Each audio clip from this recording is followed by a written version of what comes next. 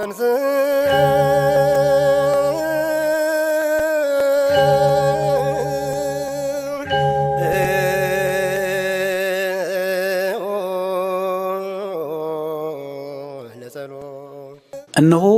የስብከተ ወንጌል አገልግሎት ልዑል ማደሪያውን ቀደሰ።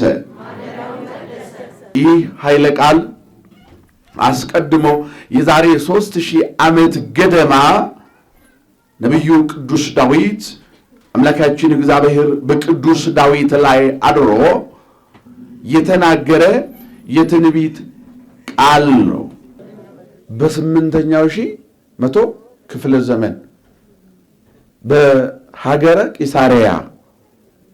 በቂሳሪያ ሀገር በኬልቄዶን አውራጃ በፊልጵስዩስ ከተማ በእመቤታችን ስም ቤተ መቅደስ ታንጸዋል። በማን ስም አልኳችሁ?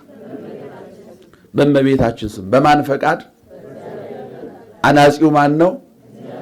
አናጺው ልጇ ኢየሱስ ክርስቶስ። እዚህ ነው ሊቁ ቅዱስ ያሬድም ይችን ቤት አብ አስቀድሞ መሰረታት፣ ወልድ ደግሞ በደሙ ባረካት፣ መንፈስ ቅዱስ አጸናት አለ። አብ ወልድ ተመልከቱ፣ ያጸናት በእግዚአብሔር ፈቃድ ቤተ መቅደስ የታነጸችበትን የመታሰቢያ በዓል እናከብራለን። ደስ እያለን እግዚአብሔር ጋር የምንገናኝባትን ቤተ መቅደስ አፈጻጸሙ አምላካችን እግዚአብሔር ቅዱሳን ሐዋርያትን ከቂሳርያ እስከ አንጾኪያ ድረስ ሰበሰባቸው ነው የሚለው። ምን አላቸው? ሰበሰባቸው። ከዚያም በኪሩቤል ዙፋን ላይ ጀርባ ሆኖ ወደ እነሱ ወረደ ይላል። ግን ከዚህ በፊት ይህ ቤተ መቅደስ አምላካችን እግዚአብሔር ይህንን ቤተ መቅደስ በመካከላቸው የፈጸመው ዝም ብሎ አይደለም። ቅዱሳን ሐዋርያት እነ ቅዱስ ጳውሎስና ባርናባስ በትጋት የመንግሥቱን ወንጌል ሲያውጁ ለስም አጠራሩ ክብር ምስጋና ይግባውና በጌታችን በኢየሱስ ክርስቶስ ያመነ ሕዝብ በዛ። ለዚህ ነው በሐዋርያት ሥራ ካህኑ ሲያነብ በመግቢያ ላይ ምንድን ነው የሚለው? የእግዚአብሔር ቃል መላ ከፍ ከፍ አለ፣ በቅድስት ቤተ ክርስቲያን በዝቶ ተጨመረ፣ ምስጋና ገንዘቡ በሚሆን በኢየሱስ ክርስቶስ ያመነ ሕዝብ በዛ አለ። በማን የሚያምን ሕዝብ? በማን የሚያምን? በኢየሱስ ክርስቶስ የሚያምን ሕዝብ በዛ አለ። ልክ በዚያን ሰዓት ወንጌል ሲሰብኩ በአንድነት ተሰብስበው እግዚአብሔርን የሚያመልኩበት ቁርባን የሚቀበሉበት ቤተ መቅደስ አልነበረም ይላል። ምን አልነበረም? ምን ብቻ ነው የነበረው? በሱ ያመኑት በልቡ የሚቀድሱት ከአሕዛብ የተመለሱት አማኞች ብቻ ነው የነበሩት። የክርስቲያኖች አንድነት ምን ይባላል?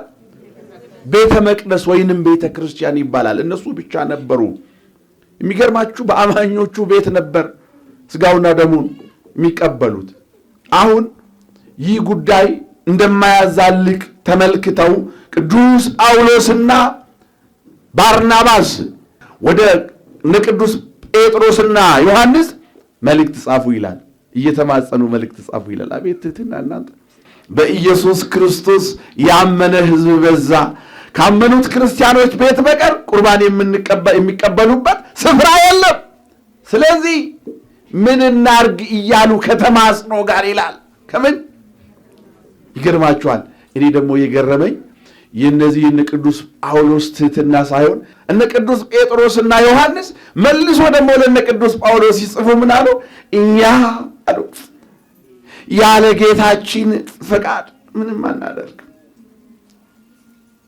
እኛን የሚመራን የጌታችን ፈቃድ ነው። እኛ ባሮች ነን። እኛ ባለስልጣኖች አይደለንም። ክርስቲያን ማለት እኮ ፍጹም የክርስቶስ ባሪያ ማለት እኮ ነው። ፈቃዱን ብቻ የሚያደርግ ለሌላ የማይገዛ ፍጹም የማን ባሪያ? ፍጹም የማን ባሪያ?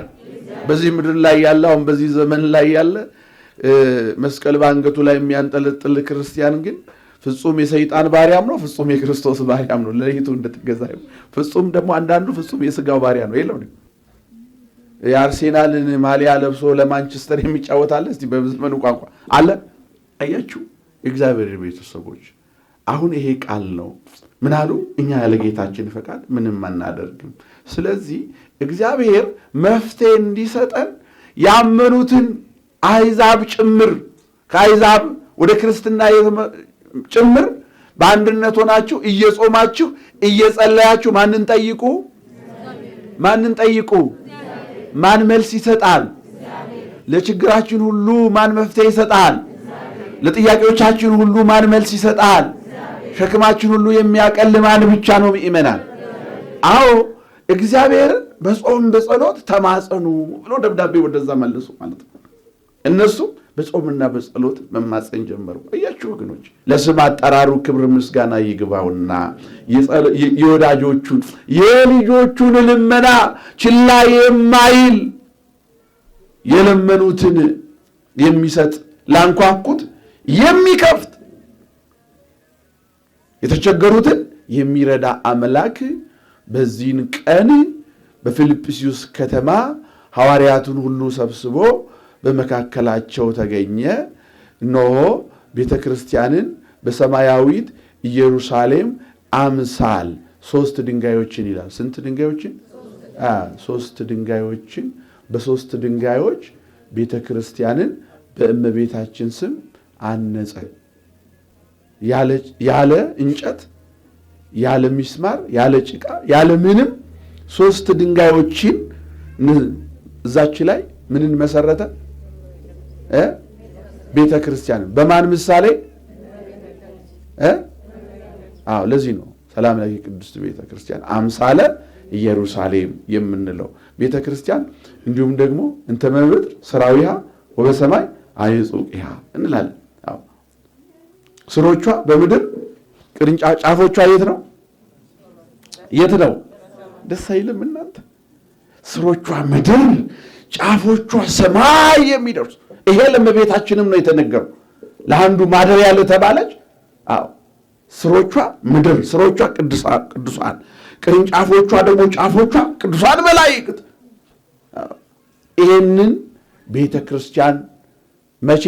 ሰኔ 20 መቼ ያልኳችሁ? ሰኔ 20 ሰኔ 21 ደግሞ ጌታችን ኢየሱስ ክርስቶስ ከሰማይ ወርዶ እሱ ሰራኢ ካህን ሆኖ ቅዱስ ጴጥሮስ 2ኛ ካህን አድርጎ እነሆ ስጋውን ደሙን ቀድሶ ሐዋርያትን አቆረባቸው። ስለዚህ የተወደዳችሁ የእግዚአብሔር ቤተሰቦች አንደኛው እግዚአብሔር በምድር ላይ የቀደሰው ማደሪያው እመቤታችን ናት። ሁለተኛው ደግሞ በዛሬው ዕለት በ8ኛው 100,000 ክፍለ ዘመን በፊልጵስዩስ ከተማ በጌታችን ኢየሱስ ክርስቶስ አናጺነት በድንግል ማርያም ስም የታነጸችው ይቺ በአራቱ ማዕዘነ ዓለም በእናቴ በቅድስት ቤተ ክርስቲያን ስም ቤተ ክርስቲያን ይታነጻል ያለው ቤተ ክርስቲያን ናት። ሁለተኛው የልዑል ማደሪያ ማናት? ቤተ ክርስቲያን የማን ማደሪያ ናት? የልዑል ማደሪያ ናት። ሶስተኛው ቅዱሳን የማን ማደሪያ ናቸው? የማን ማደሪያ ናቸው? የልዑል ማደሪያ። አራተኛውና የመጨረሻው እኔና እናንተ ነን። እኔና እናንተ እግዚአብሔር በመልኩና በአርአያው የፈጠረን በስሙ ደግሞ የጠራንና የቀደሰን ለምን ነው? ለማደሪያው። ይሄችሁ። ስለዚህ ክርስቲያኖች እኛ በምንችለው ቤቱ ማንም ሰው አይደፍረውም፣ ማደሪያው ነው። ቤታችንም ግቢያችንም የማን ማደሪያ መሆን አለበት? በእኛ ስልጣን ስር ስላለ የእግዚአብሔር መሆን አለበት።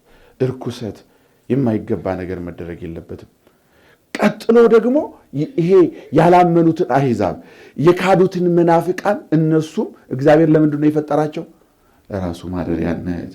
ክርስቲያኖች ብዙ ስራ ይጠበቅብናል። እግዚአብሔር ቤተሰቦች አሁን ምድሪቱ እግዚአብሔር የፈጠረው ለራሱ ማደሪያነት ነው። እኔና እናንተ ማደሪያ ስለሆነን ማን ይርዳን? ወስብሐት ለእግዚአብሔር። ሀገራችን ኢትዮጵያን ሰላም ያደርግልን። እግዚአብሔር አምላካችን ቅዳሴያችን አገልግሎታችን ተቀብሎ ለሀገራችን ሰላምን፣ ፍቅርን፣ አንድነት ያድልልን። ያዘኑትን ያጽናናልን። ኢትዮጵያን ይጠብቅልን። አምላካችን ሆይ ሰዓተ ሌሊቱን ይባረከ መዓልቱን ይባርክልን። ከእመቤታችን ከቅድስት ድንግል ማርያም በረከት ረድኤት ያሳትፈን። በዓሉን ባለፍስሐ በዓለ ሐሤት ያድርግልን። ሕያውና ቅዱስ እንዲሆን እንጥራው አባታችን